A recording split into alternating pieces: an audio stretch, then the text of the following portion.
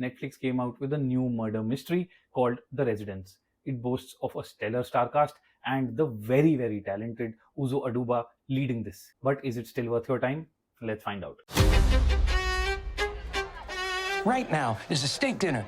The interesting part about the show is the premise. There is a murder that happens in the White House during a Senate dinner. The US president is hosting a Senate dinner for the Australians. The Australian Prime Minister is present along with other dignitaries. And while all of this is going on, there is a murder that takes place. Who gets called in? The greatest detective in the world. Uzo Aduba plays Detective Cordelia Cupp, who's touted as the greatest detective. She is the one who's reckoned to solve the most unsolvable cases and hence is brought in to figure out how this murder has taken place in the White House, and absolutely important, who has done this. Did anything unusual happen other than my boss dying? As with a lot of whodunits, you cannot move away from being inspired by the greats. So there is obvious and definite inspiration from Sherlock Holmes, because Detective Cordelia Cupp is also a consultant with the police department.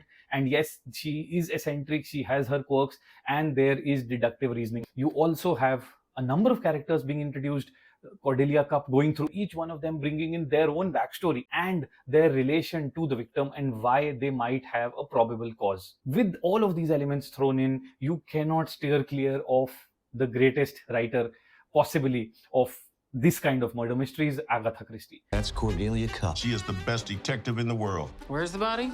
Oh, I see feet. The show belongs to Uzo Aduba from start to finish. She is the lifeline of the show, carries this right throughout. She is unbelievable and has such a fantastic screen presence. She is just magnificent as the eccentric detective. Aside from it being a murder mystery, it is also a quirky and a comedy show. Hence, there is humor intertwined with the narrative right throughout. I would not say that it's the funniest, but yes, there are moments that are genuinely funny in the show, but then there are some which just do not land or pass through very, very flat. Other side of it, which is the mystery writing. Unfortunately, over here as well, I did find some flaws. It is highly overwritten. It is stretched beyond reason. And hence, these 8 episodes feel very long. The biggest fault here is that it starts off as a very, very flat narrative, because of which I believe that a lot of people could let go after the first couple of episodes. I carried on and I was rewarded because the last 3-4 episodes, the second half of the series is fantastic, and the last 3 episodes just fly off. Mr. President, this house needs to be treated like a crime scene. There may be a murderer out there. Uzo Aduba still makes it worth your while to watch it till the end, and for you to come out with a smile on your face and with the satisfaction that yes, you saw something really nice. Apart from Aduba, you also have Giancarlo Esposito, who plays A.B. Winter. He also is another actor with a very strong screen presence. He's commanding, his baritone comes in, he has such a strong voice. That throw, I love it whenever he's on screen.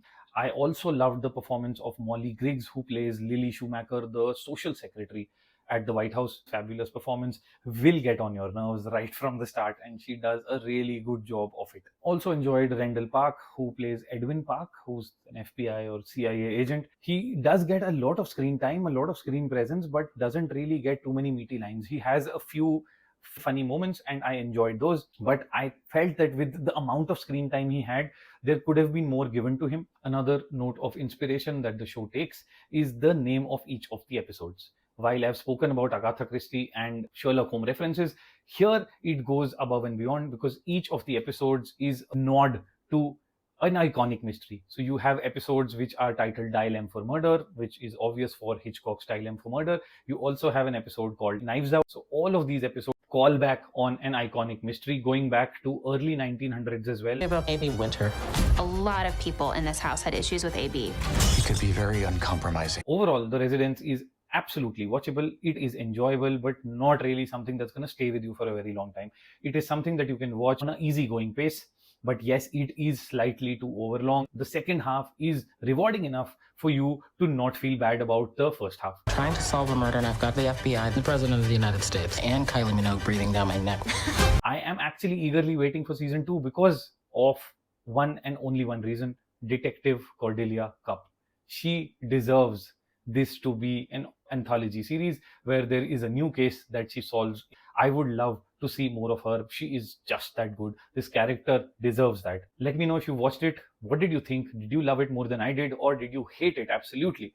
Would love to know. Shoot in the comments any other good mysteries that you can think of that are available and I should be getting on to. I would love to know. Until next time, guys, this is Filmy Fool. Extremely important. Like, share, subscribe. You've made this very dramatic. Thank you.